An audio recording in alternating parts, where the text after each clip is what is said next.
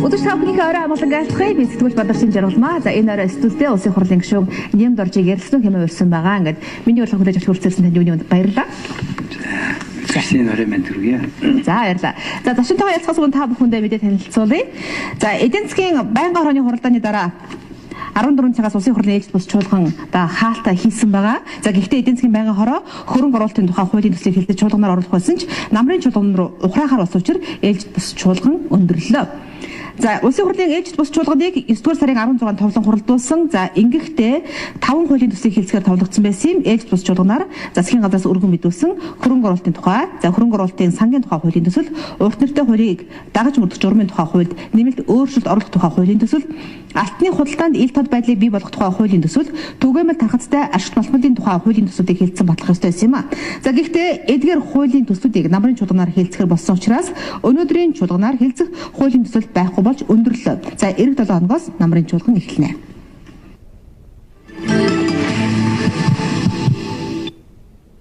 Хөтөлбөрийн анхаарал шахантай үзэгч та бүхэндээ баярлалаа. Ингээд ярилцлага эхлэе. За намрын одоо ээлж бус чуулган хаалтаа хийчлээ. Ер нь ямар үр дүнтэй болов? Та ямар дүгнэлттэй байна? Эдийн засгийн байдал өдөрчний орой амгалан айлтгах чинь эдийн засгийн байдал хүндэрч гэдэг нь ер нь баг өнөхнөөс мэдрэгдсэн дээ. Тэгээд 4 сард их хурлын даргын захирамжаар ажлын хэсэг байгуулагдаад тэр ажлын хэсэг нь бас нэг тодорхой саналууд дүгнэлтүүд хийгээд байж атал ээлжид бас чуулганд хуралдсан. Тэгвэл цөөнхийн тухайд өнөөдөр миний тухайд бол энэ төсвийн дутгалыг зайлшгүй хурдан хийх ёстой. 7 тэрбумын их найд төслөөс 1.5 их найд нь тасалдж байгаа байхгүй. Хоёрдугаар энэ долларын ханшуунаад байгаа процессын талаар их хурлаар ярьж ямар нэгэн шийдвэр гаргах ёстой гэсэн ийм хүлээлт байсан. Харамсалтай нь энэ хоёр улс сэдвийг ярихгүйгээр тойроод өөрийн чинь дөрөв ярьдаг 5 хуулийн төсөл дээр нааш цааш болж байгаад өнөөдөр эцэслэн хөрөнгө оруулалтын тухай хууль, хөрөнгө оруулалтын сангийн тухай хууль гэсэн хоёр хуулийн анхны хэлэлцүүлэг хийгдсэн сандралт явагдаад эцэслэж чадлагүй завсрал. Тэр жаахан улс суурьтай хандын энэ хоёр хуульд оруулсан өөрчлөлтөд сайн шигшиж шүүж үзье. Хоёрын хооронд дутаалсан могоо шиг юм болгоож болохгүй гэдэг санааг гаргасан хүний нэг нь бий л дээ. Аль хууль нь шинэ маягийн нэгдүгээрт хоёрдугаарт буруу тавил хийж их юм бол эргээд эдийн засгийг дэмжих биш бүр хорлцох тийм аюултай хуулиуд байгаа учраас жаахан цаг гаргаж намрын чуулганаар хэлцээ гэдэг санаа яригдаа тэгээд эцэсний байдлаар шийдэгдэж нөгөө 3 хуулийн төслийн тухайд намрын чуулган шилжиж явах шигдэ. Гэхдээ явдалтай хуулиуд өнөөдөр хүртэл дөнгөж сая хүртэл 6 оны алтны ашигт малтмлын хууль сая оруулаад ирсэн алтны хяналтын тухай хууль хоёрын үзэл сууж явахт бол бие даасан хууль хэрэг байсан ч юм уу да. 6 оны хуулийн нэг зүйл дээр ганц тодруулах хийгээд зохицуулж болмоор юм бодогдол ингээд байж юм л да. Оруулаад ирсэн төслийн гол санаа нь бол энэ алтны олборлолтын зөвшөөрлийг худалдаж авах зөвшөөрлийг Монгол банк өгнө. Тэгээд Монгол банк худалдаж авна. Монгол банк худалдаж авах юм бол арай жаахан багхүүд нөөцлөсний төлбөр төлнө гэсэн тийм л зүйл зүйтэй санаа байх.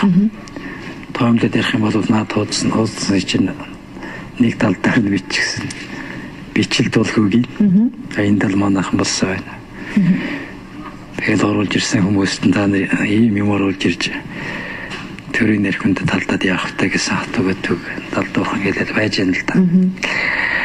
Тэр урт нэртэй хуулийг дагаж мөрдөх журмын тухай хууль гэдэг нь бол их осолтой юм оруулж ирсэн юм байна. Ер нь ийм хавсралт хууль баталсанд орвол тэр урт нэртэй хуулийг нэгэмсэн хүчингү болгочихын дээр юм байна. Хүчингү болох уу гэдэг бол жижиг асуудал. Үнэхээр энэ ашигт малтмын үйл ажиллагаанаас шалтгаалж Монголын байгальд асар их хэмжээний хохирол учирч байгаа нь үнэн шүү дээ. Гол гойрог тасарч байна.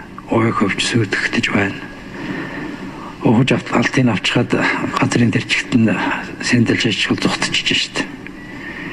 Ийм яринкийн 20 жилийн амьдралын хар зураг байж хахад дахиж энэ ой хөвчлөл рүү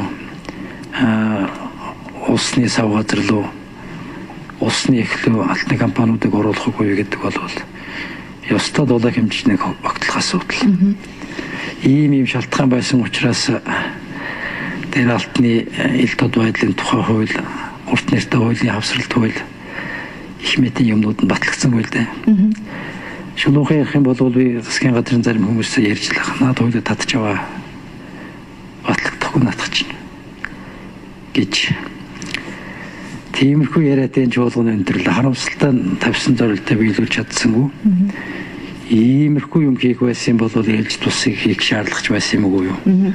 Юу гэж юм төлөвлөсөн ажиллаа тийм ээ төлөвлөсөн хуулиудаа хилцэж шийдвэр гаргаж чадсангүй. Их хурл чадамжгүй болж байгаа шинжээ. Тэр нь ч ямар юм зүгээр сая нэг ажиглагдсан юм бол энэ их хурлын чинь ажил засгийн чинь ажил ер нь өдөө хадгалахаар ихсэн ажил шүү дээ. Олонгийн зүгээс сөрөг хүчнээ өлдөөгаал бүх юм их хүчээр шийдэх арга барилыг сонгоол. Тэгээд нэг жил явхад горн гарч байгаа л ийм л зүйл шүү дээ. Тэгээд сая надад жишээ нь мэдрэгдсэн юм бол энэ ирэх барьж байгаа хүчний хүмүүс энэ ингэж явж болохгүй юм байна. Тал талаасаа зөвшөлсөж сайн жинжил төрийн шийдвэр гаргах хэрэгтэй байна гэдгийг бүтэн жилийн дараа нэг ойлгож эхэлж байгаа зураг харагдсан шүү. Нэг сайн тал нь ээлж тусах энэ байлаа. Нөгөө сайн тал нь бол энэ оруулаад ирсэн хуулиуд дээр ишүүд нэг санаа оноогоо хэлээд болгоомжсон юмнуудыг хэлээд байх тийм үр амьсгал олонгийн талаас бүрдэж байна гэж надад ойлгогдсон. Жишээ нь тэр хөрөнгө оруулалтын хуулийн дээр өнөөдөр хороогдсон гол саналуд бол ардын намын бэлгийн зүгээс гарсан саналуд л дээ. Тэгээ энэ их хурлын хувьд бол наадах чинь бараг шинэ үзэгдэл гэж хэлж болохоор нар урд зүгээс гардыг байна гэдгийг мэдэрч эхэлж. Өөрөөр хэлбэл одоо сонсч эхэлж байна. Сонсч эхэлж байна гэсэн үг. Чихнийх нь сүв жоохон онгож эхэлж байгаа юм да. Та түрүүмээс яриандаа дурдлаа л да бичлэн жоохон тийм хөгийн дөө гэж. Тантай мэдээж хэрэг хуулийн талаар ярил их л олон юм ярих баг. Ер нь одоо батлагдж байгаа энэ хуулиуд ерөнхий шинжтэй. Тийм ээ? Дагач мөрдөх төр журам нь одоо нарийн биш. Ийм хүү хууль гараад байна гэдгийг одоо яг амьдрал дээр албалбарлагчид бас хэлжсэн. Энэ тал дээр та ямар үг? Энэ одоо мөрдөж байгаа урт нэртэй хууль байна шүү дээ. 9 оны хууль шүү дээ. Тэр энэ хуулийг гаргах үед бас л янти юм хийсэн дээ. За. Наадмын үеэр нэг шуугаал 2 цагт бодлоо ичсэн байхгүй. Тэгээ сайн хэмжиж судалгаа тооцоог нь сайн хийж аж энэ залт ямар үр дүнд хүрэх үү гэдгийг тооцож гаргах ёстой байсныг тэгээгүй л дээ. Яагаад? Улс төрийн нэг давуулгын их хурлд чинь гэнт нэг өглөөс ирээд нэг довтолдог Монгол зам ба шүү дээ. Энэ их хурл төрийн ажлыг алж байгаа ганц юм чи энэ шүү дээ. Нэг нь л энэ шүү дээ. Одоо энэ 68% татврын хууль байна. Энэ урт нэртэй хууль байна. Чин үннийг хэлэхэд өнгөрсөн 4 жилийн урт нэртэй хуулийн дагуу алтны хайгуулын болон ашиглалтын лицензүүдийг хураах юм бол 3 тэрлэн төгрөгийн нөхөн олгор олгох шаардлага гарах юм байна гэдэг тооцоог зориг эднэр хийгээл тэгээд энэ сангийн яамч дээр баяр цогт зоригч дээр хэцүү байна гэж явсаар байгаа л өнөөдөр хүрч байгаа хууль шүү дээ. Тэгэхээр хавсралт хуулийн чинь нэгдүгээр заалтад нь энэ хууль батлагдсанаас хойш 5 сарын дотор тусгай зөвшөөрлүүдийг бүгдийг хүчингүй болгох гэсэн заалттай байхгүй. Тэгээд тэр чинь 9 оны 7 сард хууль батлагдсан гэдэг чинь 10 оны 1 сар гэхэд бүх тусгай зөвшөөрлийг хүчингүй болгох нөхөн олгорыг олгоод хүчингүй болох байсан байхгүй юу. Тийм юм зүгээр л огт боломжгүй гэдгийг л мэдрэхгүйгээр л анхны тэр хуулийг баталчихсан юм л та. Тэгээ өнөөдөр тэр үр дагавар төгч байгаа. Хөрөнгө оруулалтын хуулийг ийм байдлаар баталчих юм бол өнөөдрийг шиг дахиад баталчих юм бол дахиад энэ урт нэртэй хуулийн шиг үр дагавар авчрах аюул байгаа учраас яахан хойш тавьж хагаад сайн уншаад үзгэж өглөөд байгаа нь тэр л дээ. Дахиад нэг улс төрийн одоо тийм тохироо гараад ирэхэд хурдан батлах. Ярин шин үннийг хэлэх юм бол энэ өнөөдрийн бий болж байгаа хүндрэлтэй нөхцөл байдлын шалтгаан 2004 оны их хурлын сонгуулийн үеэр өгсөн амлалт 8 оны сонгуулийн үеэр өгсөн амлалт явсаар байж сонгууль болгондын 4 оноос эхэлсэн амлалтын социалист зуралдаа нэм байдлыг ингэж хөндрүүлж байгаа байхгүй юу. 4 онд чинь арчилсан намынхны хөвгтийн мөнгөг нэгэд улс төр хийгээ хийсэн. Болсон ч болоогүй чарсаар байж уналдаа шаардын намынхаа хойноос нь дагуулж шинэ гэрвлийн мөнгө, шинэ хөвгтийн мөнгө гэж наваах юм гээгээд тэгээд лайта юм шиг тэнцэс судлаад тэнцэс судал 4 онд аваад элбэг дуржин засаг байгуулагдаад тэгээд тэр хөвгтийн мөнгө гэж нөгөө гэж бөөн хэрэг явуулсан байхгүй юу. Дараа нь 6 оны 12 сарын 13-ны өдөр шиг санагдаж байна. Элбэг дурж арчилсан намын дарга байхдаа Эрдэнэ хувь гэсэн өгөөл өдрийн сонинд гаргаад тэрний 5-7 цаг Монголын бүх орд тэмдэгч тарааж өгөөд дундын өмч болох тийм л санаа байхгүй хувьцаагаар дамж үзсэн. Тэрний дараа тэр үеийн ерөнхийлөгч хаврын чуулгандаар 7 оны хаврын чуулгандаар өгөөлөлтөй эх орны гишгийг ард түмэндээ хүртэнэ гэж давхар амлаад тэгээд 2 том намын 2 том гол хүн тиймэрхүү юм ярихлаар чинь социалист зуралдаанаар 8 оны сонгуульд ордын байгаа үстэй. Тэгээд 8 оны сонгуульд орчиход дахиад хамтарсан засаг байгуулад тэгээд нөгөө эх орны гишг гэдэг юм чинь сая 500 мянгаыг өгнө гэж бүтэн 3-4 жилд ноцолдоод сүүлд нь баяр цагт арчилсан намынх нь сангийн амдар суужсэн учраас үгүйгээ мэдрээд 12 оны 1 сард засгаас гардаг чинь нарийнда тэр нь шүү дээ. Өгч чадахгүй байна гэд тэгээд дэрийгээ дууцал зүгтчихсэн байхгүй. Одоо дахиад энэ 13 оны ерөнхийлөгчийн сонгуульд болов. Тэрний энэ үеэр чинь олуулаа гэдэг хуулийн төсөл батална гэж дал зуршилгаа явуулсан. Тэр чинь одоо жишээ нь хөөхт төрөлөл бараг ажил хийхгүй удаа хугацаагаар тийжээлгэн. Дээрээс нь олон хөөхтөө бол их мөнгө өгнө гэдээ амлчихсан юм шүү дээ. Одоо энэ 14 оны төсвийн үндсэн чиглэлээр энэ ерөнхийлөгчийн сонгуулийн амлалтыг арчилсан намынхаа оруулж ирэх учиртай. Тэгээд эцсийн дүндээ юу болж яана вэ гэхээр 3-4 сонгуулиар дамжсан амлалтын ачааг эдийн засгийн төрөмж даахгүй хэвтэх юм аюул руу орж байгаа байхгүй. 2006 онд их хурлын дарга байхдаа баяр сугтар ахлуулсан ажлын хэсэг байгуулад энэ амлалт 98-д хүрч мэднэ. Одоо яг зогсоодог цаг нь мөн хоригдсан хуулийн төсөлд оруулж ирээч гээд ажлын хэсгээ байгуулад тэгээд жаахан цаг хугацаа явж идэл би нөгөө хууль засдаг хэрэгтэй холбогдоод тэгээ бүжгэн жагаад дууссан. Гэнтэй ч гондооч байна. Тэгэхээр зүгээр энэ хөндрөлж хийж нэг хэсэг нь яриад байгаа, хямралж хийж нэг хэсэг нь яриад байгаа. Энэ нэг онцлог байна. 9 оны эдийн засгийн хямралчин бол 6 онд Америкийн моргонжийн зээлээс үүдэлтэй хямрал давлгаатаж явсаар байгаад орж 9 оны 10 сард орж ирсэн юм шүү дээ. 8 оны 10 сард. Тэр бол цэвэр гадна талын шалтгаантай юм хямрал байсан. Одоогийн энэ Монголын нөхцөл байдал бол гадна тал хэвийн байхад ялангуяа энэ эдийн засгийн гол харилцаат орнуудын үндэснийх нь мөнгөнд нэмэгдэн хаш бараг чангарч доллартай харьцуулахад чанга байгаа үед энэ гол орнуудад ямар нэгэн хямралын давалгаа орж ирээгүй байгаа ийм үед Монгол ганцаараа сууарч хүндрээд байгаа байхгүй. Оросын эдийн засгийн байдал хэвээрээ өрөвлөн доктортой, Хятадын эдийн засгийн байдал хэвээрээ юун доктортой, Солонгосын доктортой вон бараг чангарчихсан. Японы ийм хэвийн байгаа ийм үед энэ 4 оронтой манайх гол харилцаагаа явуулдаг шүү дээ. Нууц биш. Манайх ганцаараа сууарч ингэж доош нь нисэж байгаа байхгүй. Энэ бол зүгээр надад харагдаж байгаа зураг бол дахиад өндөр шүү. Одоо тэгээд яг юм хүнд байгаа үед чинь нэг ус төржөл ах уу? Уг нь төржилгүйгээр асуудлаа шийдэх ёстой байхгүй. Зовлонгаар тэмдэгнээр нь хэлээд. Одоо ч бол өдөр болгоно хуурч шүү дээ. Гайгүй байгаа, сайхан байгаа. Хэрэггүй л байхгүй. Жишээ нь энэ жил чи манайх 30 сая тонн нөөц экспортлно. 1 тонн нөөцийг $160 зарна гэж төсөөгөөсөн ус байхгүй юу?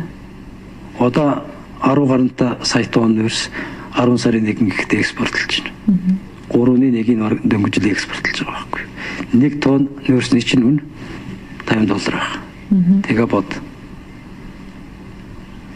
Төсөө оруулж ирэхэд цөөнх ярьж л байсан юм л да. Та нар балан барилга байгууламж, зураггүй барилга байгууламж оруулж ирж байна. Тэгж агсаалтын урьдчил албан ёсны үзүүлэлт сууж байсан. Ядаж энийг хасаа хуулиар зураггүй барилгыг төсөвт оруулахгүй гэсэн хуультай юм а гэсэн чинь нөгөө юм сонсдгоо төлөй байсан үе нэм чинь шууд батлаад явчихсан шүү дээ. Ийм юмнууд байгаа учраас энэ хамтраад хүндрэлээс гарах юм ярих хэрэгтэй юм л да. Тэгээд яагаад энэ хамтарч ажиллах үр амьсгал бүрдэхгүй байна вэ гэхээр юу нөгөө өнөө маргаашиг аргацаадаг нүүж өнгөрөөдөг юмыг хүнд байгаа ч гэсэн гоё байгаа юм шиг тайван байгаа юм шиг өөрийгөө хуурдаг тэр аргал ийм байдалд хүргээд байгаа байхгүй. 5 сараас хойш би жишээний том дарга нарт явж байгаа хүн шүү дээ. Цөөнхөө асуудал жижигтэй наад эдийн засгийн хүндрэлээ ядаж та нарын төмөр замын асуудлыг шийдэж энэ холбогдох гадна дотны орнуудад энэ талаар тарифын хэлцээрийг хийгээч. Наад цариг чинь биш ээ. 6 жилийн нэг улс төрийн зорилгоор хувийн зорилгоор зогсол одоо болоо юм биш үү? Ойрын 10-15 жилд оюу тулгаа 5-7 сөр хөдлөх том төсөл Монгол үндэ байхгүй. Ямар ч юм байхгүй. Яг ахар шахар юмнууд босно. Тэгэхдээ ийм том юмнууд бол босохгүй. Тэгэхэд Монголын өмнө ганц л асуултаа өгчээд байгаа байхгүй. Нэг толгоогоор нэг перцевч ирэхгүй, нэг толгоогоор 100 перцевч ирэхгүй гэдэг л ганц л асуултаа өгчээд байгаа. Тэгээд төмөр замыг бариулдаг. Тэгээ энэ асуудлаа шийдэж энийг ээлж тусаар яриач ихлэр байхгүй. 5 сарын 30-нд төмөр замын санал оруулж талаарх санал оруулж ирэх засгийн газарт их хурлын тогтоолоор даалгавар өгдөд Янкулд гар хэсэг зурсан юм. За. Тэрнээс хойш өдөр болгон шуудлага гэсэн үг нэгж байгаа байхгүй. Нөгөөд яасан бэ? Нэг өдөр ч гэсэн энэ дээр чинь хугацаалдгүй байж таг гэхэлэр тойруулаад хойшоо тавал. Хэдэн жил тойруулах гэж байгааг нь мэддэг байна. Би жишээний төмөр замын асуудлаар Баярын Батуулдын засгийн газрыг оролцуулаад 3 дахь засгийн газар дамжуулна хат хөхөд хэлж энэ юм дуусах гэдэг юм ярьж байгаа юм шүү дээ. Явж өгөхгүй байна. Монголын бүх экспорт, импортын гол хөдөлгөөн нь гашин сухад гэсэн ганц чиглэлд явж шүү дээ. Нарийн сухатар яг яах юм тэр макин дээр яах юм гаргаж байгаа. Гол нь тэр оюу тулгаа 5 тулгаас байхгүй. Тэгээ төмөр замыг бариулахгүй барьж өгөхгүй. Асуудлаа шийдэхгүй тойрол. Үнэхээр эдийн засгийн хүнд байдалд ороход урд нь байгуулсан тэр 2 шорт нэртэй хууль, за тэр хөрөнгө оруулалтын хуулиуд ч юм өмнө батлагдсан 10 гаруй хууль өнөөдөр энэ байдлыг бий болгож хөрөнгө оруулагчдыг тийм ээ үргэлжлэн ийм зүйл болсон гэж ярьж байгаа. Та бүх хуульд баталцчихсан. Тухайн үед энэ өнөөдрийн нэг талаас өвний юм шиг мөрдлөө нөгөө талаас шалгавдлаа. За. Дахиад энэ хурлын дарга ялж тусчуулгын ярьж хэлэхдээ өмнө их хурлын баталсан хуулиудаас сууж ийм байдалд хүрлээ гэж дүгнэлт хийсэн байхгүй. Өмнөх засгийн газар өмнөх их хурлын үед чинь энэ хөрөнгө оруулалтын байдал хэвэн байгаад 12 оны эдийн засгийн өсөлт чинь 17% өсөлтөд эдийн засгийн эдэр төлөөлөл гэж өгсөн байхгүй юу? Наадах чи худлаа. Урт нэртэй хууль чинь байсан. Энэ алтны тухайн үеийн зохицуулт гэдэг юм ч байгаагүй. Гадаадын хөрөнгө оруулалтын 93 оны хууль мөрдөгдөжсэн. Ганц л хууль бий. Тэр нь бол 2012 оны 5 сард батлагдсан энэ стратегийн салбарт гадаадын хөрөнгө оруулалтыг хязгаарлах хууль гэж хууль. Энэ усалтай юм хийсэн. Та нар бойлооч наадах. Анх 9 онд санаачлагтай засгийн газар эсэргүүцэл санал өгчихсөн хууль наадах чинь. Одоо яг сонгуул болох гэж яхад ийм галаар тоглож яах нь хойшоо тавьж байгаа ч гэсэн чинь. Нөгөө л чи урдгаараа шуурал батлал. Тэрнээс хадныхан мэдээж хэрэг заад эндээ хурж байгаа бол бид юу хийх вэ гэж бодлоо. Гэсэн юм болоод явчихсан шүү дээ. Яагаад төмөр гол нь энэс зүгээр надад харагдаж байгаа юм бол одоогийн энэ ирэх байж байгаа хүчний гол хүмүүс энэ улсыг аваад явах удирдлагын чадварг нь алга ба шүү дээ. Энэ чинь анхудаа болж байгаа ч юм биш. Энэ арчсан нам засагт орохлоор эдийн засгийн хүндрэл гардаг нь 90 онд болж исэн. Цэнгэр өвчлөлөөр дамжуулаад 96 онд эдгээр ирэх аваад 2000 онд цалин тэтгэрээ тавьчихдаг засаг биднэрт хүлээлгэж өгчээсэн. Одоо дахиад 8 онд сонгуульд болон суудлаад 3 дахь засаг байгуулалт эдгээр ажиллаж байна. Дахиад онтор явж шít. Яагаад адилхан хуулийн тэгш орчинд Батболдын үед юм нэмэгдээд Алтан үеийн үед доошоо ингэж харуулсан сум шиг доош ундаг. Энэ чинь аюултай тохиолдод байгаа байхгүй. 470 орчим аж ахуй нэгж гадаадын хөрөнгө оруулалттай юм байсан. Ганцхан жилийн дотор 220-30 наалгуулж шít. Одоо энэ үлдсэн 250-аад юмнаас нь цаашдаа хэдүүлэх юм бол да. Тэгэл өөрснөө яриа байгуулчихад хараа эргэл нөгөө хүлээж авдаг тал руугаа дайраад байдаг. Чалката байгуулсан гэр хамгийн бүгээрээ гэл баахан дайраа үстэй. Телевизэн нэвтрүүлэг болгоноор өмнөх засаг гэж дайрчих. Чалката байгуулсан гэрээ чинь гуллаж хийсэн хүн Алтан үеийн энэ өөрийнх нь ажилласан ажлыг хэсэг байсан байхгүй. 5-7 эдийн засгийн эргэлтэнд оруулах. Тэр арга хэмжээний хүрээнд баяр цагт 2010 онд уядлгын гэрээ батлагдсны дараа би 5-7 хөдөлгөөн тэр $1 оруулж ирсэн гэж авирмд гэдэг хүнтэй яг ингэж суужгаад гаруулж бариад надад загнуулж байсан. Чи яах гэж юмтай гаруулж идэг гэж. Тэгээд тэрнийхээ дагуу тав чалкота гэрээ байгуулад 3-4 орчим сая доллар оруулж ирээд нөгөө 8 оны сонгуулийн амлалтын санал оруулаад 21,000 ардын дараагаад өгчихсэн юм биш үү. Тэр л дараад ч хэрэггүй шүү дээ. Тэгээд $70 гэрээ хийсэн бай нэг гэмд гэрээ болчихж утахгүй гэрээ болчихж бараг л хорлон сүйтгэсэн болчихж бүтэн энэ оны эхний хагас жил ирээс 5-6 сар тэгж л дайрсан шүү дээ. Тэгж ягаад сүүлд нь $50 зараад эхэлж байгаа байхгүй. Дадыг хэмд гэж яснаа 50-аар зараад эхлэх гэж юу гэж ойлгох. Наад Чалка гэдэг компанид чинь бид нэр өөрснөө гэрээ байгуулсан. Ингэж болохгүй гэж том дарга нарт нь яриад дийлдэггүй шүү дээ.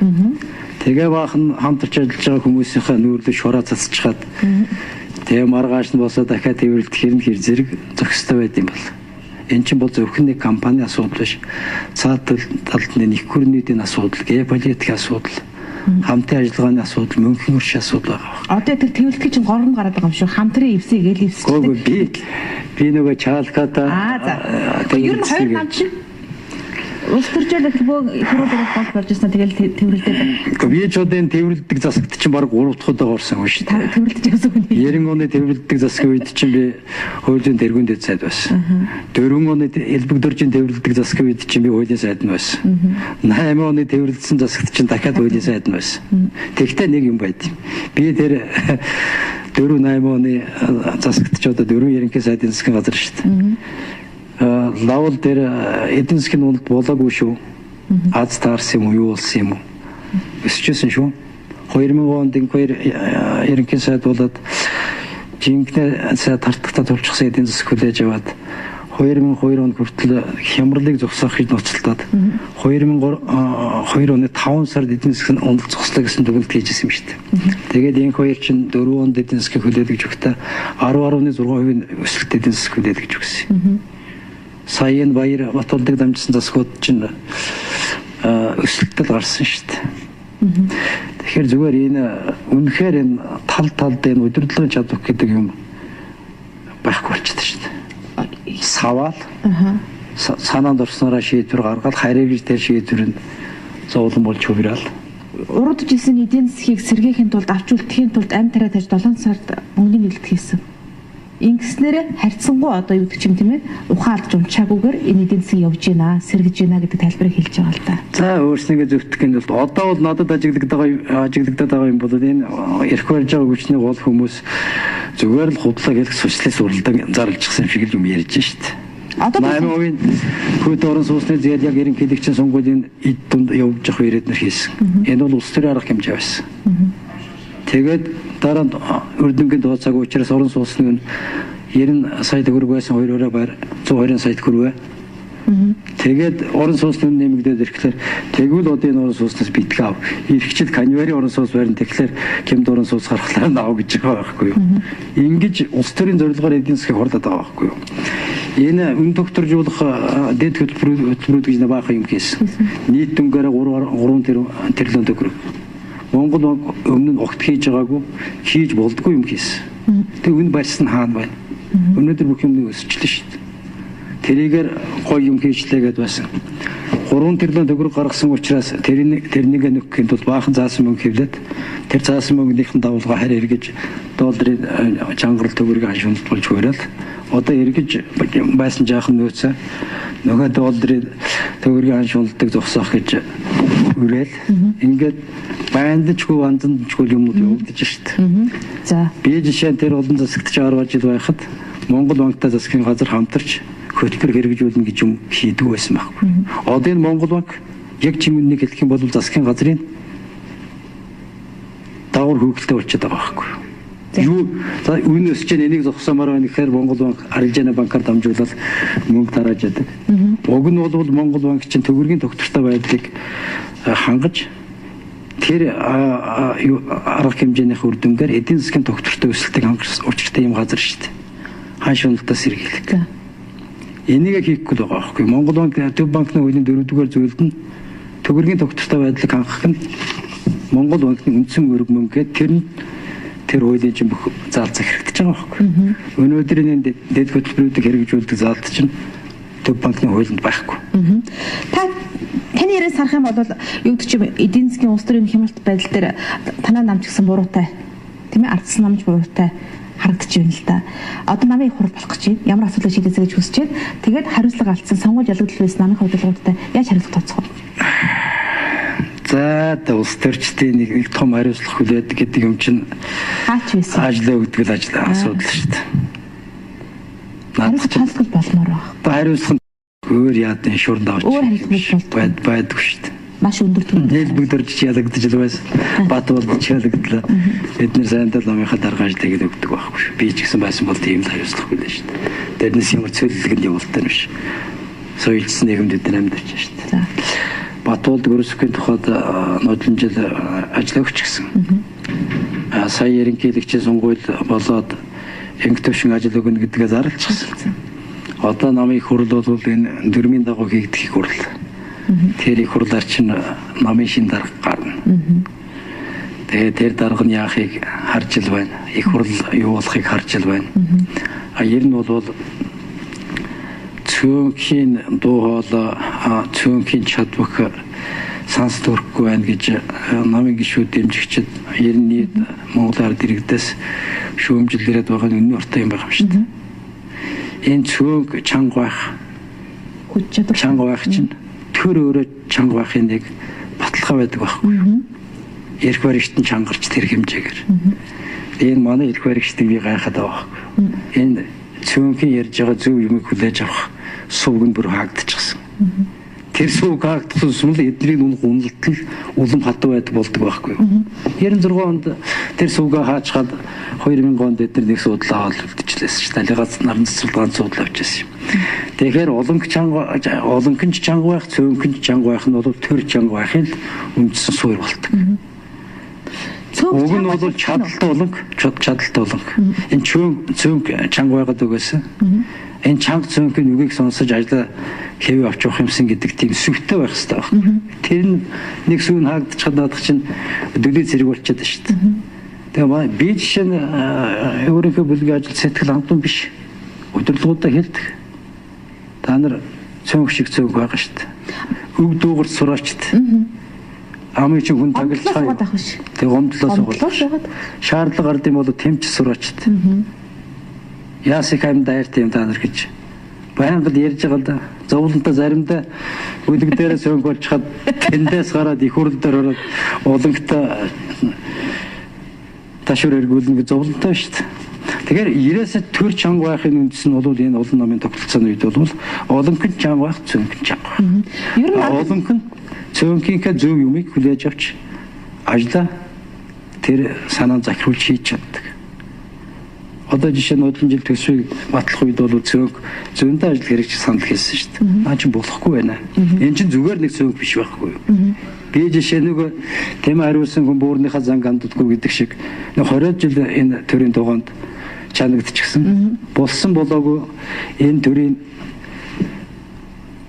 хөдөлгөөн юунд хүрхийг нэг биеэрээ мэдрээд байдаг болчихсон байна шүү дээ. Тэгээ чин сэтгэлээс наад юм чинь ингэж болохгүй байна. Үнэн шүү гэдгийг хэлж өгöd багтал хажуугаар нь нүдгүй юм шиг давхиж хараад хам мөргөл гэдэг тус унаад ах юм шүү дээ. Ингэж болохгүй шүү дээ. Тэгэхээр ардын ном өөрөө сайн байх, чанга байх, ардын намын удирдлага чанга байх нь бол эргээд энэ төр сайн байхын нэг л их үүсвэр нэг л хөшөөрөх шүү дээ. Ардын намын яад юм чадахгүй болчих. Ягаад тийм өнөртэй? Удирдах байгаа хүмүүсээс шалтгаалж шүү дээ. Олон юм удирдах байгаа хүмүүсээс шалтгаалдаг шүү дээ. За баярлалаа. Ирэх барьж явах үед ирэх барьсан шиг бариад барьж яасан бол өнөөдрийн зураг гарах байсан уу? Үгүй. Би энийг баталгаадаж хэлж чадна. Та нар улам шиг байж үзэж 44 суудалтай улам шиг байгаад наад Конапа дараад асуудал шийдэхлээр олон удаа тэгж өгөөгүй юм да. Дарга шиг байгаад нэг гараараа дарга шиг байгаад ширээ шаагаад өгөөч гэж би энэ дарга нараас хуйжсэн юм шүү дээ. Намын дарга эрх мэдэл байна, ерөнхий сайд эрх мэдэл байна. Юу ч дотоод байгаа. Төрийн эрх шгүүднээс ширээ жанхан зөхиод өгөөч гэхлээр тэгнэ гिचгээд өгөө болчихдог байсан шүү дээ. Төр өмнө нь юу намын эрх шиг өмнө нь байна уу? Та тавчих хариул да. Та тэрийн цаг ямагт төрийн эрх төрөнд л байх хэрэгтэй шүү дээ. Тэрэнд л захирагдж л удирдах сурах хэрэгтэй шүү дээ. Отоо тэгээд чанга байна гэж ширээ шахахтараа галзуу хүн шиг тооцоогүй ширээ зөхөөд шүү дээ. Яалтай юм. Яалтай. За баярлалаа. Эрх үзэгчтэй би Бадарчин Жаргалмаа өнөөдөр Улсын хурлын гишүүний дорчтой ажиллалаа. За үнэхээр гишүүний хэлж байгаачлан олонхон чадвартай цөөхөн ч гэсэн ус хүчрэг байх энэ цаг үед одоо ард түмэн хамгийн гол нь хохирохгүйгээр хожих хэрэгтэй гэдэг үгээр бас ярилцлага өндөрлөө гэж бодож байна. Танд их баярлалаа ярилцлага боломж олгосон. За анхаарч үзэгч та бүхэнд баярлалаа. За төрөлөө өсч өгнө.